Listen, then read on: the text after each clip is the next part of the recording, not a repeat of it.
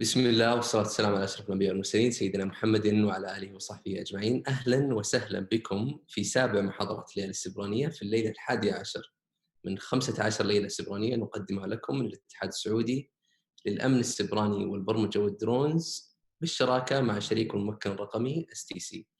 هذه المحاضرة قبل أن نبدأها نحب نذكركم شيئين مهمين. المسابقة الأولى مسابقة أفضل ثريد تقدمها عبر تغريدة مستقلة لكل محاضرة تتابعها في الليالي السبرانية، والمسابقة الأخرى مسابقة الاختبار الشامل في نهاية الليالي 15 بإذن الله. المحاضرة اليوم بتكون باللغة الإنجليزية، أستمعكم العذر أني أنتقل للغة الإنجليزية، بس بعد ما تنتهي المحاضرة بإذن الله راح يكون في ملخص الأفضل وأهم ما ذكر فيها باللغة العربية كذلك. Ladies and gentlemen, welcome to our 7th session in Cyber Night. Today we're hosting Hack the Box to talk to us about the red team compromise attack chain walkthrough with Hack the Box. Today we have Soti and Ben. They will give us this amazing talk we're looking forward to. Soti, the mic is yours. Hello all, how are you doing? Sorry for my pronunciation if it's bad. This is Sotiria, Community Manager of Hack the Box. Really nice to meet you all. And today we're having also Ben from Hack the Box, the notorious Mr. Ben from Offshore and from many machines. And today we're going to show, as we said, an attack chain walkthrough for the red team assessment. So let's get right on the presentation first. Let me share my screen.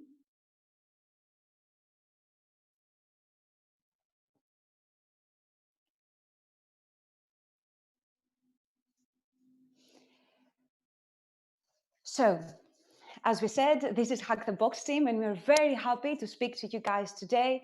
And we're going to show something that is very similar to the problems that we have and many machines of Hack the Box, a red team compromisation.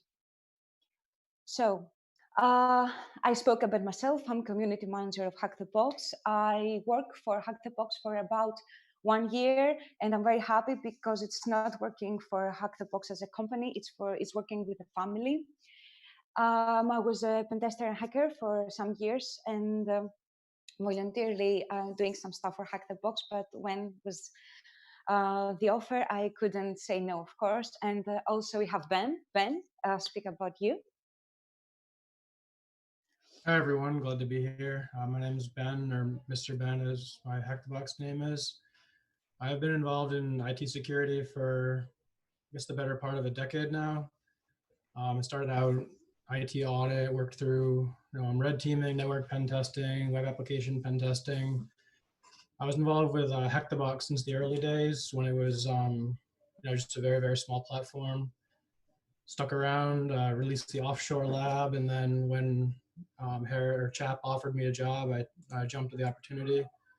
I work as the training lead right now for Hack the Box, so I'm responsible for all of our digital and in-classroom training offerings and maintaining trainings, also helping build labs, end games, machines, pretty much anything content related. I do a little bit of everything, but my main area of interest is Active Directory research and exploitation. Yes, Ben is notorious for his very quality work in red teaming. And once we have every question about in a box or something, it's okay. Can you give me a hint of that? On what do you think of this, or how do you pass this? It's like your little Google for this kind of things. So to get started. Sorry, I really enjoy the work we do with Hack the Box, because after you've been doing pen testing for a long time, sometimes you start seeing the same things over and over. So bringing it back and using my experience in the industry and writing training courses and real world scenarios from what I've seen, and helping train the next generation, or even just passing on certain unique things I've seen to my colleagues is really interesting. And I also still do some pen test work on the side, so it's nice to have the mix of training and still doing the technical work. Yes, we all love to do a little bit of hacking, although maybe sometimes it's not our day-to-day job, it's something that it's in our blood, because we just love so much Hack the Box and what penetration testing and cybersecurity is all about. So that's why I think it's kind of different in us in other cases. So we spoke about ourselves, but some people maybe don't know what Hack the Box is. So Hack the Box is a cybersecurity training platform. I'm going to do a little bit of demonstration for you guys of what the platform is also. We have a lot of content, and what Hack the Box tried to do was to take the traditional training and do some spices inside and do it more fun and do more gamification on it. And that's why we really invest on having very nice environment for our users. We invest in having something for someone that is now starting into hacking, but also if he's an omniscient, an expert in this industry. So we try to have something for all. We started about 3 years ago, and we are here today, and we're very proud. We have a lot of things and content that varies to different people in the industry. And we will explain a little bit. Let's speak with numbers first about Hack the Box now. We reached about 1 month ago, I think, the 300K members in the Hack the Box. We have about 600 signups per day. So if you're not logged in Hack the Box yet, if you're not signed up, just go try to hack your invite code. Actually, the login, the hacking, how the hacking challenge is presented has changed, so check it out. Go hack your way in. That makes different from other platforms. Hack your way in, become one of us, join our community, and start playing what those 280 machines and challenges of Hack the Box. We have new content every week. One new machine and one new challenge every week, one new challenge every Friday, and one new machine every Saturday. And the challenges are anything that you may imagine, from quant to reversing, to web to forensics. And the machines are from, as we said, you try to vary and have everyone happy in the industry. And that's why we have all possible of machines in the cutting edge technology with the latest vulnerabilities and the things that anyone should know, and we really put our effort in research. And we also have many community submission. We are community driven in Hack the Box. So most of the machines and the challenges are given by community. We review them and we upload them, sometimes with a text, sometimes it's just perfection, it's just uploaded. And we're very happy to have that. And of course, we have a lot of content that I will show you in a few. Also, we have 700 corporations using Hack the Box globally, from where you guys are located, that we use our services to do CTFs, to do trainings. We're very happy for our CTF platform. That do trainings, the dedicated labs that they use to build the knowledge of the team, and many things. And of course, there are other possibilities for the community and the industry. They can, the business can recruit people through Hack the Box, but also if I'm a tester and I want a job somewhere that is remote or on site, let's say in Saudi Arabia, that you guys are located, or in Netherlands or somewhere else, I can find a job through Hack the Box, just like I browse through the applications. And also, we're very happy that the past 3 years we have held more than 100 CTFs, global CTFs, CTFs for B-sides, and all over the world, CTFs for not only B-sides, of course, for many, many events, for universities, for everything, on-site trainings to companies that we organize globally. And of course, we are very proud for the universities that we have enrolled. We have more than 350 universities that, of course, from all around the world that compete each other, and of course, they train their knowledge. So if you're not signed up yet, just join in order to give it a try, leave the feedback, and we will be happy to read it. Of course, I forgot to tell that if you have any question for everything we will say today, for the platform that I'm showcasing and for the live demo that Ben will do, just leave a comment, the hashtag Cybernights, and the hosts, the very good hosts that have us today here, will give us the questions and we will answer them. And of course, if any questions are not answered or you want to reach out more, just send it to info@hackthebox. So our approach, as we said, we have dedicated labs in Hack the Box in order to train. We have the professional labs that are real world scenarios. This is the Rasta labs. This is the offshore of Mr. Ben. This is cybernetics from Lucky 7. Those simulate enterprise environments that you can hack. You have to red team it, and you have to, of course, do a lot of lateral movement, do a lot of bypassing. It has some phishing inside, so it's very fun, very educational. And if you try it out, or if you're currently trying it, leave your feedback, and we update it also every 3 months. So to be up to date, then it has some tweaks for the people that do a longer subscription. As I said, we do CTF competitions where training meets fun. If you want to train or if you want to compete, we do it. If you're a community, university, or a company, this is what you do. And we will be happy to support it. Of course, talent research, as we said, and of course, training and workshop on-site and remotely globally. So let me do the platform demonstration for all the people that can do a little sneak peek. Hack the box now.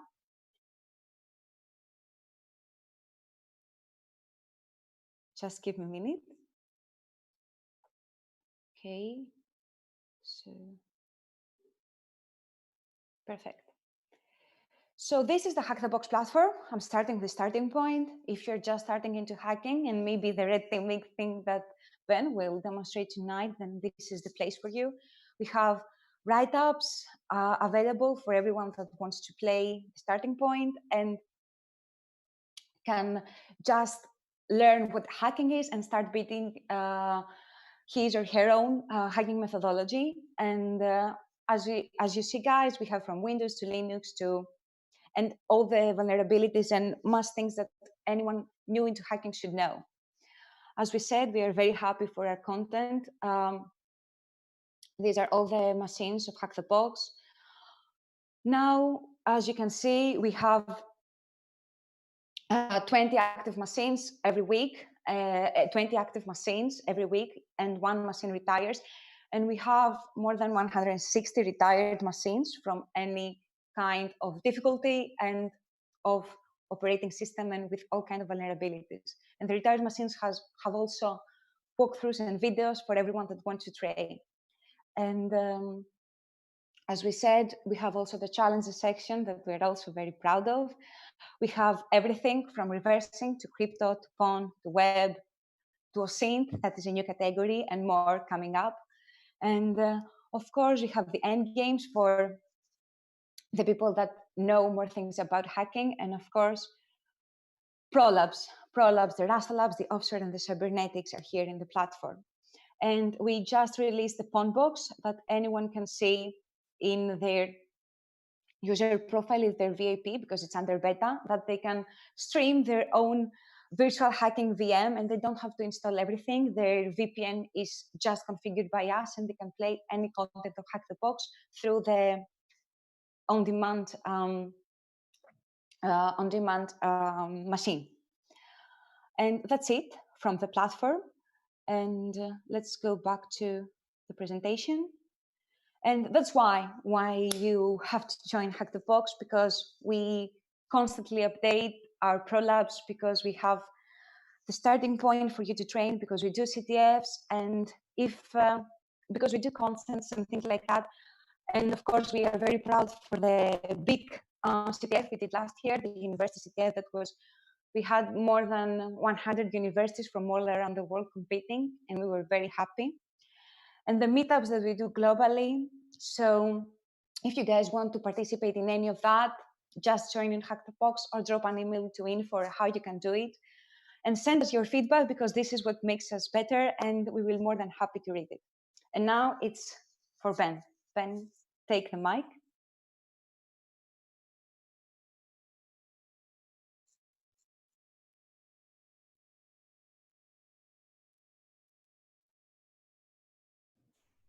Sorry, I was double muted there.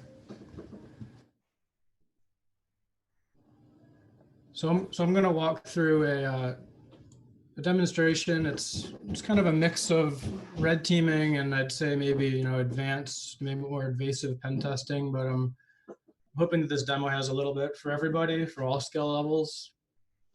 So the scenario that I've laid out here is a fictional company called Octagon Biotech.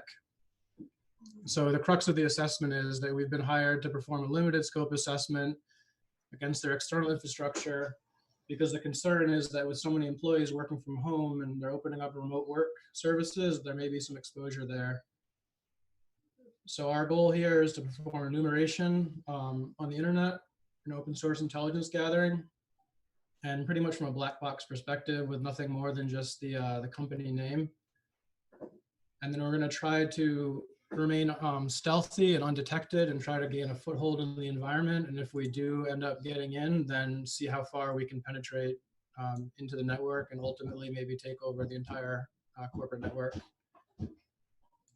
So I showed here on my screen, I did a little advanced information gathering, we'd say. So we've identified a web host here, and you can see that ports 80 and 443 are open. And just the scan came back is particularly interesting. The RD. And can you share the screen, please? Sorry about that. Oh, you're good. Now you can. So I did some information gathering and recon based on the scope that this fictional client provided us. And we can see that there was an interesting web host that has 80 and 443 open. And the really interesting thing to me here is the host name, RDS, which usually stands for Remote Desktop Services. It's similar to Citrix or anything that would provide users with a login screen that would give them limited applications that they need to do their job, but not a full remote desktop session. But as we'll see later, there are ways that this can be abused. And the other interesting part is that this is likely using Active Directory authentication, which we can perform an attack called password spraying against. And most, I would say, many of the large organizations that I've assessed over the years, they still have weak passwords using anywhere from the word welcome to the word password to seasons, the company name. So since we don't have any other information here other than a remote desktop login portal, and then we have the domain name, the first thing I would do is go out and, okay, I need some usernames. So there's a variety of ways you can do it. There's different services like Hunter, where you can gather valid email addresses, but it can be kind of limited. So what I like to do is go out and actually scrape the LinkedIn page for the company. And what it'll do is it'll go through the company's LinkedIn page and it'll take people's names and mash them up into different username formats. So if we know the username format, then we can focus on one. And typically you can do that just by Googling the company name, and you can find somebody's email address out there. So it might be, something like first name dot last name at company.com or first initial last name. So since this is a fictional company, I'm going to just run the LinkedIn to username tool against the Hack the Box, just so everyone can see just what the tool outputs and how it works. And there's a variety of different tools that can do this. There's one called LinkedIn, and I believe there's some others, but this one has been pretty reliable for me over the years. So it's pretty basic. You just browse to the company's LinkedIn page and you give them the company name, which is the ID that's in the URL of the company, and then you just need a valid LinkedIn account. The one caveat of it is that if you just make a throwaway LinkedIn account with no connections, you're not going to get many results, because it works on how many second and third degree connections you have to a company. So the more connections you have on your LinkedIn account, the more results you're going to get back. So I'm just going to run the command here.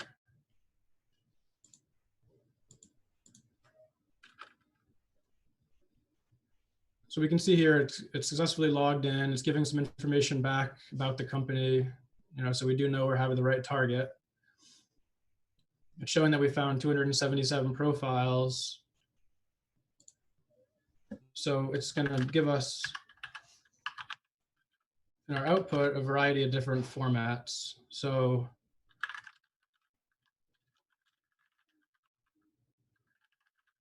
So if we look at first dot last, the first few results, so we're going to start seeing some names there, and then you can see just a variety of different output formats, and then a raw names list of just all the names that pulled down. Some of these could be, old employees that aren't there anymore. Sometimes it messes up a little bit if somebody has a certification after their name, and it might pull that in. So you have to massage the results a little sometimes, but it's pretty reliable. So the next thing I would do here is set up my password spraying. So there's a lot of tools you can do this with. I prefer using Burp Suite because I feel like it gives you just a lot of control and granularity over the password spraying. And if anyone's not familiar with it, Burp Suite's just a intercepting web proxy where you can just direct all your web traffic through the proxy and analyze the requests and manipulate them that way. And it's great for web application testing, but it has a lot of other things, obviously, you can use for password spraying and different things. So what I'm going to do is choose just common weak password welcome one. I'm going to put the username here as a placeholder. And I'm just going to do a login attempt. And I capture it here in the proxy. So now I'm going to just send it to intruder, but it's already there. So the next thing you want to do is set up your payload position. So I marked username here, and I'm going to leave one common weak password. The thing you have to know about password spraying, if you're not familiar with it, is that if you're doing it against Active Directory, there is account lockout you have to take into consideration. A lot of the times externally, you're not going to have their account lockout policy unless the client gives it to you up front. When you do password spraying this way, it's going to try one password against all the usernames. And so it's just, if they do have a bad lockout counter, it's only going to increment it one time. And then you can come back, just to be safe a few hours later and try to do it again. Because if you do it too quickly, you could risk locking out many accounts or the entire company. So I have the username set here. That's going to be our target. We have the one password welcome one. So let me go over to the payloads tab, and I have a smaller word list just for the sake of brevity here. So I have some users here that I've collected. And then if you go over to the options tab, this is one of the reasons I really like password spraying with Burp, because you can change, you can add pauses in. If you use the professional version of Burp, you can add throttling in. So this is, you can have just time in between requests if you're trying to blend in or do it really slowly, or if it's a fragile web app or something that you might, like a custom web app that you might be worried about attacking this way. The other thing I do down here is I go down to redirections, and I make sure that it's set to follow redirections and process cookies. This is so if there is a valid hit, sometimes you might not see it in the results. So you want to show the redirects, because depending on the application you're spraying, some of them will show redirects that'll confirm that it's a valid password spray attempt. Some of them will show a different response size, and some of them might only show just a different timing. So it's kind of application dependent. Some of the other common ones for spraying might be a VPN portal, Outlook Web Access, Microsoft Exchange, or 365, and then custom web apps that might use AD authentication. Sometimes you have a login, like an internet page, where you can actually see the drop-down that lists the company domain name, which makes it easy for you. So the next thing I'm going to do here is just start the attack. And again, this is a lot faster with the professional version of Burp. There's throttling involved in the community version, but it still works for our purposes.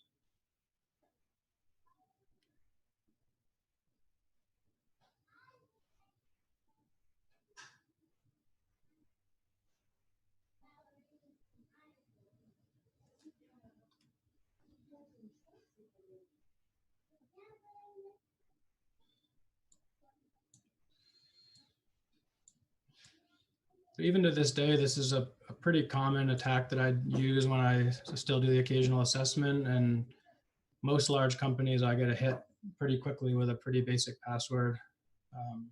A lot of companies, still aren't enforcing strong password policies, or they're not using multi-factor authentication.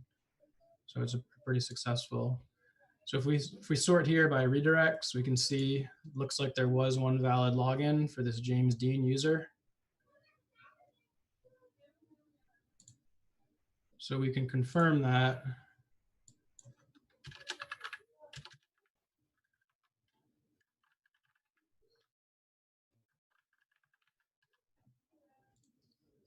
And just log in here.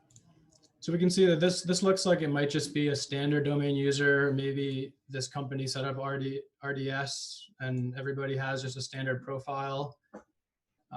This person's probably not using it.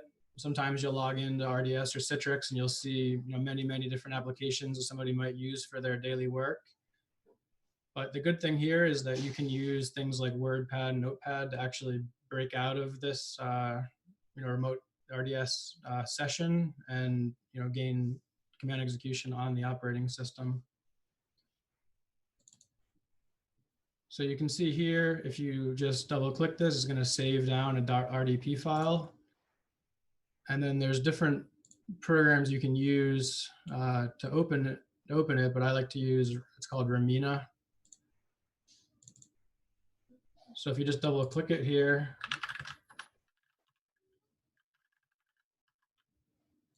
it's going to take the credentials that we have.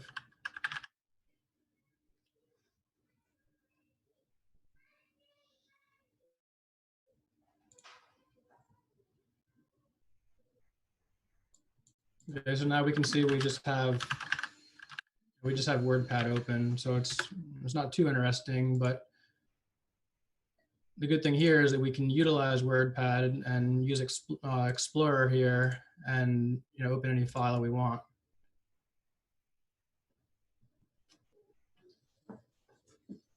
So this fictional company here, they have some protections in place that we're going to have to try to bypass. The first one is App Locker. App Locker is an application control feature. It basically does whitelisting, so it can block it so users can't run certain executables, different scripts, Windows installer files, DLLs, any kind of packaged apps or app installers. As with anything, it can be bypassed. It just depends on the configuration that the client uses. Sometimes they'll just block PowerShell and command.exe, but they won't block PowerShell ISE, or they might not block the 64-bit version of PowerShell. Other times they might have blocked all of them, so we have to do something custom. So in this case, we're going to use what's called a PowerShell run space to break out of the App Locker restrictions. And then we're going to see here, once we do that we still have to deal with Windows Defender, and it's the most updated version of Windows Defender as of a few weeks ago.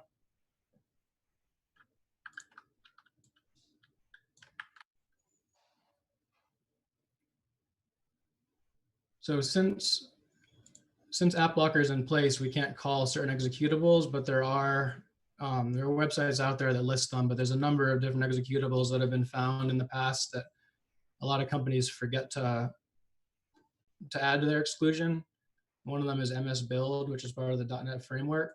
So we can actually use a MS Build and build a project here just to pop open a PowerShell run space.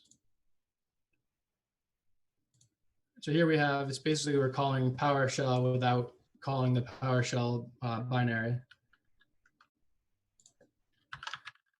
But then we can confirm that Windows Defender is on and using AMSI just by typing in this string. This is just a, so AMSI, it's the anti-malware scan interface. It was first introduced in Windows 10.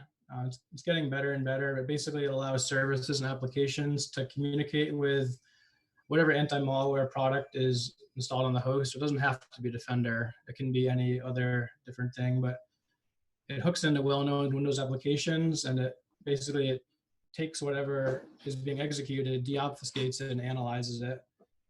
And if it catches a malicious script or application, then it'll pass it on to whatever antivirus solution is there. So in this case, it's going to catch whatever I put, and it's going to throw it to Defender, and then Defender is going to decide what to do. AMC can be implemented on a number of things. So PowerShell, obviously, Windows script hosts, JavaScript, VB script, Microsoft Office macros, and then elevation prevention systems like user account control or UAC. Just on a kind of technical dive on there. So the early versions of AMC, they identified malicious content by actually looking for malicious strings on execution. Using this AMC scan string function. But then in more recent versions, it was replaced by AMC scan buffer, which basically it treats user console input as a buffer and making it harder to bypass. One thing to keep in note, and this is for anyone who might be configuring, antivirus or maintaining systems, is that just because you have the most up-to-date antivirus definitions doesn't mean you always have the most up-to-date version of something like Defender. For example, when Windows 10 1909 came out, it came with shipped with a new version of Defender that was a bit more formidable and difficult to bypass than the earlier ones. So to bypass AMC here, we're gonna take an open source project and build on it a little bit. So there's one called PyBypass CLM. Used to work just out of the box. It's available on GitHub. It doesn't work here on 1909. But basically what it does is it attempts to bypass the constrained language mode from AppLocker, and then AMC by running another one of these PowerShell run spaces, and then using an AMC bypass, just using a patching technique. But since the project's an executable, we're not going to be able to run it because we know that AppLocker is blocking executables, and Defender is likely going to check it.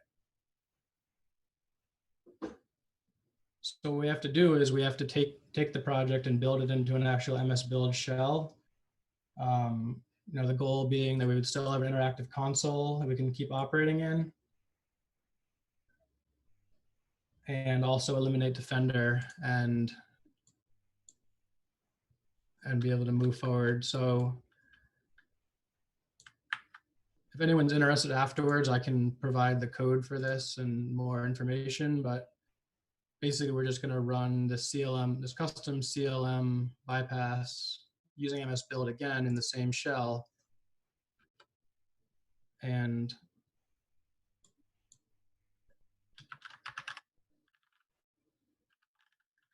hopefully we'll have, so here we've bypassed it. So now we've effectively bypassed AppLocker, so we can use PowerShell.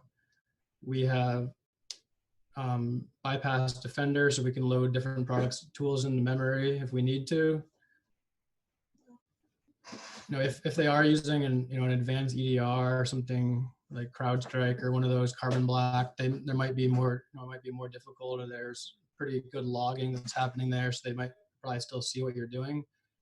But for the purposes of this demo, it's enough. So now what we have here is we've done our enumeration, we've done some open source intelligence gathering, we've identified an RDS host, we've had a valid login attempt, and we got in, and now we actually have a foothold on the internal network with a domain user. So we can see that we're the James Dean user.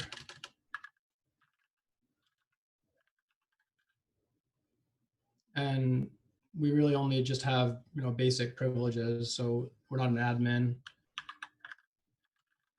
And check and see if there's anyone else logged in. A lot of the times with RDP or Citrix or RDS or Citrix, there may be a number of other users logged in, and there may be sensitive data or other things around since it's a shared work environment.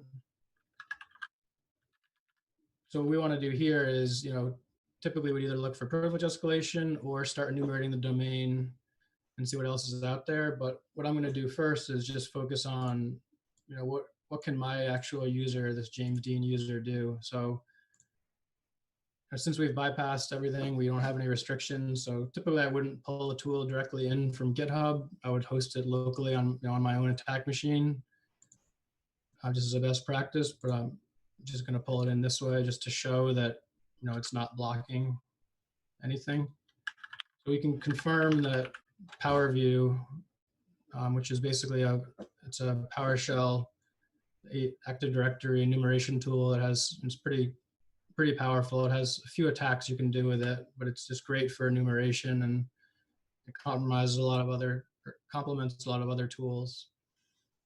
So here we can do get domain, which is just a simple command in PowerView just to show that it did load. So here we can see that we have, we're in the octagon.local domain. We can see that there's the domain controller. We can see, there is a domain trust, a child domain. And it looks like there's not really any other controller. So we can do a little bit more enumeration just to see what we're working with. So Ben? Yes. Is it possible to zoom in just a little bit? If it's possible.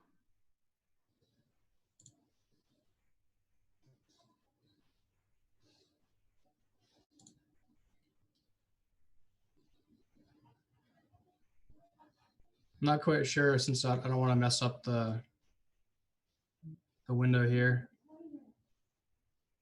All right, it's fine. Let me just see.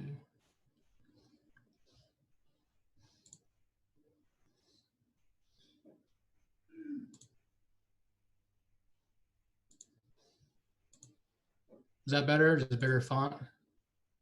Much better. Thank you very much. Okay. So here I would just start doing a little bit of enumeration. So we can see that we're in the octagon.local domain, or looks like it's a forest here, the forest root. And then there's dev.octagon.local, which has a bidirectional trust, which means it's a child domain because it's within the same forest. And then it looks like we also have a forest trust with another forest, Elysium. So maybe that's another company that they own. Maybe they're, they have a trust with another company or a managed service provider or something. So those are all different things that we could attack in this scenario.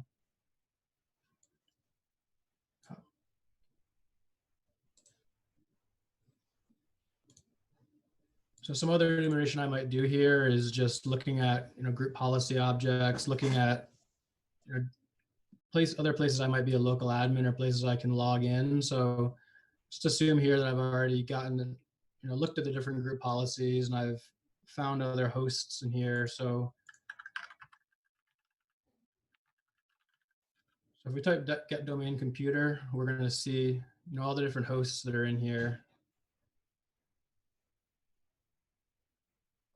So there are, quite a few. There's an Exchange server, there's some workstations, there's web hosts.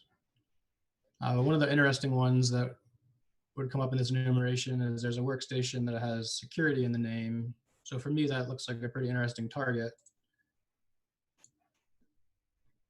So I'm just going to look and see, what group policy objects actually apply to that machine. So here we can see that in this particular company, they're enforcing remote desktop access via group policy, and it's being pushed down onto this specific host. And it looks like anybody in the RDP users group would have that access.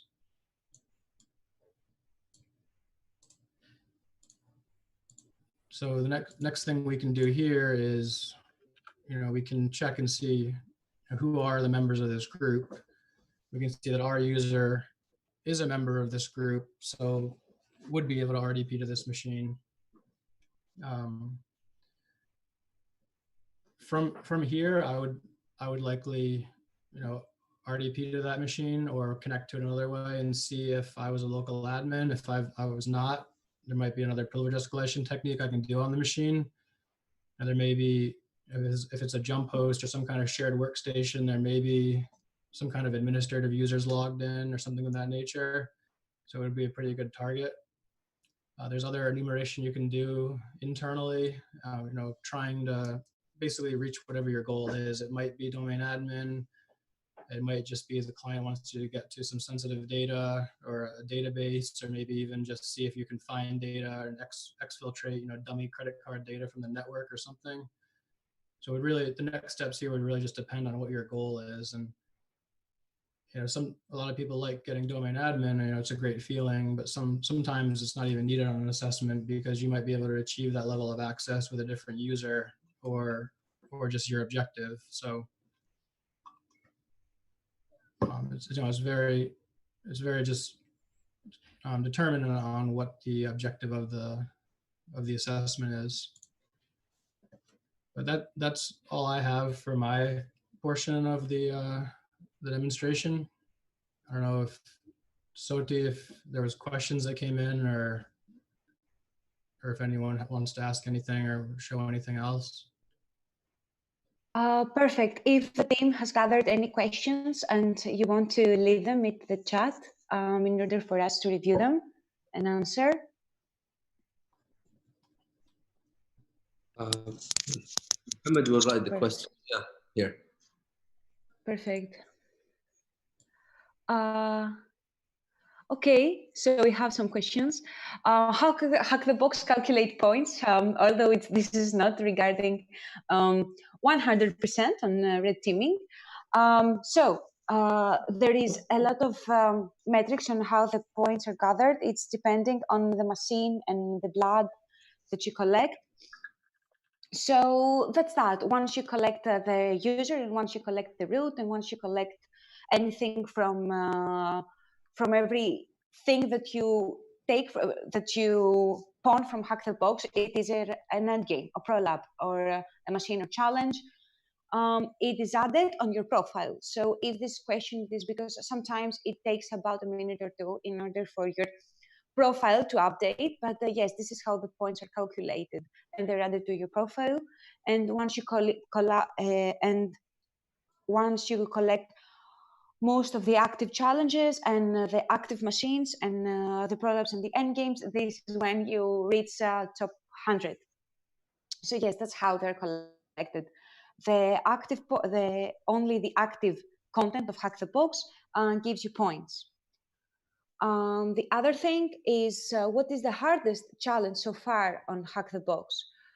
So if you want to just show here, if anyone is a user of Hack the Box already, you can go to your profile and you can actually see the actual point breakdown. So there's a formula that's used to derive your points, and it shows the amount of users, systems, challenges, everything, and it shows the percentages needed to reach the various ranks.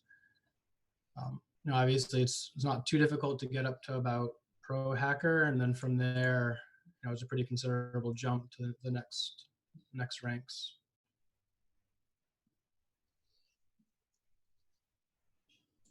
Perfect.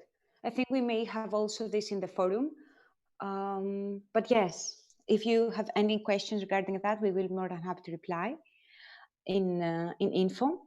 And what is the hardest challenge so far on Hack the Box? I'm not sure if you mean the hardest content, the one that has the most points. I don't know if we can answer that, Ben. The prolabs are very hard. There are insane machines and very, very, very hard challenges, but it depends mostly, I think, regarding what your specialty is and what you have to face. So if you are an expert in red teaming and hacking, maybe offshore is a piece of cake for you. But if you're just starting, then this is very hard for you. So I think what is very hard on Hack the Box is very subjective, but mostly it is the insane machines and challenges, and then and of course along with the prolabs. Do you have something to add, Ben, on that? Yeah, I would say the difficulty is really just subjective. So there might be somebody who can do a really difficult reverse engineering challenge in 20 minutes, but they might approach an Active Directory lab or machine and not really know where to start. But I mean, generally, I would say the harder reverse engineering or binary exploitation challenges And then, the pro labs and end games and machines that are tagged as insane or hard are all pretty difficult, pretty at a good level. For somebody just starting out, we have something called Starting Point, which is, some easier machines with guided walkthroughs. And then once you're on the platform, there's a variety of machines that are rated easy and medium. So I can't really say which one's the most difficult. As the user base gets bigger, it's, we release something really, really difficult, but people's skill sets are getting better and better. So, we don't have anything that stands unsolved for days and days anymore, just because the community is so big and people are, getting very, very skilled. Yes, exactly. And we try to evolve along with the community regarding, because as we said, we are very, very, very community driven, and we have feedback and content by them. That's why we change along with the cybersecurity changes and with the community needs. So I think this is very subjective. Yes. One other thing I'd add is we don't try to, we could make things really, really difficult, but we try to keep things, having a more real world feel. There are some things that are, far-fetched and more CTF-like, but in general, we try to keep a lot of our stuff to have some element of real world. So it's not just, things that are mashed together that you would never ever see just for the sake of being difficult. That's what we try to set ourselves apart that way a bit, where we can still do difficult things, but at the same time, you're learning something that, you can go back and apply to your red team job, your blue team job, or even if you're just a hobbyist, you're going to learn something useful. Totally agree. Yes. Next question is, if Hack the Box contains deserialization attacks? And I think, yes, we have, and it's part of the machines, and I'm not quite sure, but I'm sure we have for challenges, and we positively have in many CTFs. I know that you cannot exactly go inside Hack the Box now, but check our press release about that. But yes, we don't. Yes, a lot of content of Hack the Box has also this attack.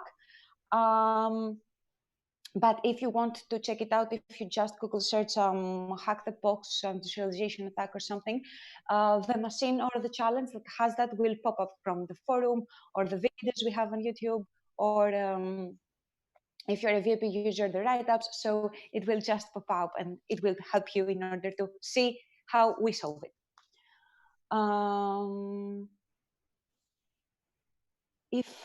Yes, the next question is malware analysis could be one of Hack the Box challenges? I know we don't have this section now. We do have reverse engineering, but there's, yes, specifically of malware. We have some that kind of emulate it, but aren't actually malicious, just because there's certain considerations we have to take into account if we were going to actually post, malware or ransomware that actually would potentially trigger when someone downloads it. Not everyone might know to open it in a sandbox environment, or someone might download it on their personal PC. So we do have reversing challenges that emulate that, but not strictly actual functional malware. Yes. And exactly, maybe it's also in machines, maybe it's in challenges, but we don't have one per se. It is something that has been asked from the community, I think, again, or maybe some box or something. It's something that we could think of in how it could play out, but for now, we for sure don't have something like that. Next thing is red teaming going to be the next generation of pen testing? Ben, do you want to give it this first an answer, since you are a red team expert? No, not necessarily the next generation, but as companies evolve, you're going to have more of a need for those types of assessments. But at the same time, I see everything from companies that still have Windows 2000, lots and lots of unpatched stuff, even internet facing, to companies, they don't even really need a pen test. They need to start out with, an inventory and maybe a vulnerability scan or something. Then you have the middle tier companies that can, go through a pen test and some web app assessments. Then you have more advanced hardened companies that can go through a red team assessment. So I think for a long time still, at least, there's going to exist the need to be able to do all different levels of pen testing, vulnerability analysis, web app assessments, and red teaming. I wouldn't see any of those going away necessarily, but I'd say as companies evolve and get better, I mean, it's definitely a great area to pursue in your career, if you want to go down that route. But sometimes you'll get clients who think they're ready for red team, or you might have a company that has a sales team that sells a red team. Then you get on the assessment, you realize, okay, this company is really immature, and they really just need a basic pen test. So I mean, I guess long story short is, yes, it's a good career path to go down. I wouldn't say it's really the next generation yet. I think we have a long ways to go in the industry just for companies to really catch up with where they basically need to be with just modern day configuration management, patching, vulnerability management, all that. I totally agree, because well, it is something that is needed from the company's view. And the good thing about the difference maybe between pen testing and red teaming, from my experience, is that when it comes to pen testing, it's like, okay, see that, but this application or this network or this, but when it is to red teaming, it's something that simulates more the real world scenario that would affect your company, because it starts from really low level as Ben did, to search about employees and try to pivot with only this little piece of information. And that's why it's very needed also to be, and the pen testers to do assessments like that and have this knowledge, because it's very difficult, it's very different than any other pen testing. And of course, it's very important for the companies to do this kind of assessments, because this is what it really shows you that if you have everything up and or your operating system and everything patched up and everything is playing accordingly, again, something doesn't fall into place, as is in the prolabs, that it's not that something is unpatched, it's something that is not configured correctly, or you have to do some fixing or things like that. So yes, I totally agree. It's not like it's the next phase, but it's something that is needed, and as a knowledge and as a must for all companies to do. And the last question, yes. I just also add, in terms of just red teaming as a career path, it's not something that you can just go to college, graduate and be a red teamer. A lot of colleges nowadays, they are pushing information security programs, saying that people can come out and go right into pen testing. I see people that come out and go right into it. Some of them do well because they might have been doing something like Hack the Box or other things in the past for a long time, playing CTFs and do a lot of self-study. But it's not something, in my mind, that you can just go and take 2 or 4 years of just in classroom and just go be a pen tester. You might, companies will be setting up for failure because there's so many things you need to understand, Linux, Windows, databases, scripting languages, programming languages, and there's so many things you're going to pick up over time. So I always see, maybe somebody should start out on the blue team side or sysadmin side, or even just, tinkering on your own in the lab at your house and, learning that experience. So you see things from both sides, and then, you can move into network pen testing, learn web app pen testing. So you can, because red teaming, you really need to know, I don't say everything, but you really need to have a pretty strong toolkit, because you're going to go, a lot of the times in a real red team, you're going to go up against some pretty hardened organizations. So you're going to need to understand, okay, if there's something like that RDS out there, that's pretty easy to attack, but what if they have a custom web application and it has, I need to find like a really obscure web vulnerability in there, or what if they have something that's vulnerable, there's an O-day, but the exploit code doesn't work out of the box, so I have to rewrite it. So it's red teaming and advanced pen testing. I'd say it's, you have to be really well-rounded to get to those points. Yes. But the knowledge never stops, because as the security involves, also have to involve. So it's at the end of the day, you have to continue reading and searching and searching and searching. New attacks coming out every day, new tools, new variations of attacks. It's ever changing. So if you are going down that path, just be prepared that it becomes more than just a job, because you have to, you're doing a lot of extra stuff just to keep up and make sure that you're the best possible positioned in the career. It's a hacking playground. Yes. And the last question we have is there any certification support for you in red team?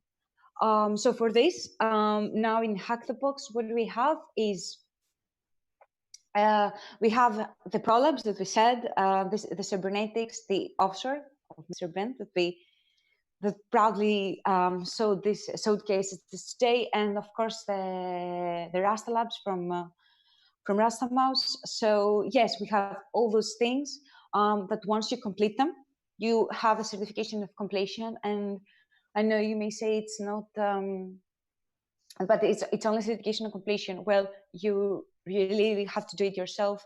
We have some. You will have access in order not to ask questions, but to chat with the community and see, okay, I see those things, but you really have to put it out there. And if you just read the feedback on the page of every prolab, you will understand what fits best your needs and your skill level to pick. So if you want something that is straight AD hacking and nothing less, so you have to go to offshore. But then if it's you want something that is more social engineering and other things and lateral movements and things like that, so full-blown red team assessments, so then you have to go to Rasta Labs or Cybernetics, and you can read the scenario that we have on the page, and you can find what is best for you and your knowledge and your skill level. And then once you complete it, then you will have your certification. And it's something that you can proudly post and use. Because I know a lot of companies ask where your rank is on Hack the Box, or what are your accomplishments. And if you have also your user profile available online, it shows all your completions, and it will say that you have done so many things in this category, and you have so many owns and things like that. So you pretty much draws a picture himself, your profile. I think this was the last question. We don't have anything else. So I'm just going to quickly share my screen to tell you guys that, okay, this is what you learned today. I'm going to not tell you anything more. I'm going to say thank you. Thank you very much for joining for us today. If you have something that you forgot to ask, or if you have any questions that you want to straight say to Hack the Box, send it on info@hackthebox to you, and we will be more than happy to answer it. Follow us on LinkedIn, Twitter, Facebook, Instagram, and also Discord, that we're very active there. Mattermost, and on the forum you can read everything about our content. So be sure to follow us there and read those comments and write feedback. And Ben, do you have something to add? I'd just like to thank everyone that took the time to join this. I know it's late for some people all around the world, so thank you. And just stay tuned for our social media. Stay tuned for a lot of great things that are to come from Hack the Box in the next few months and later years.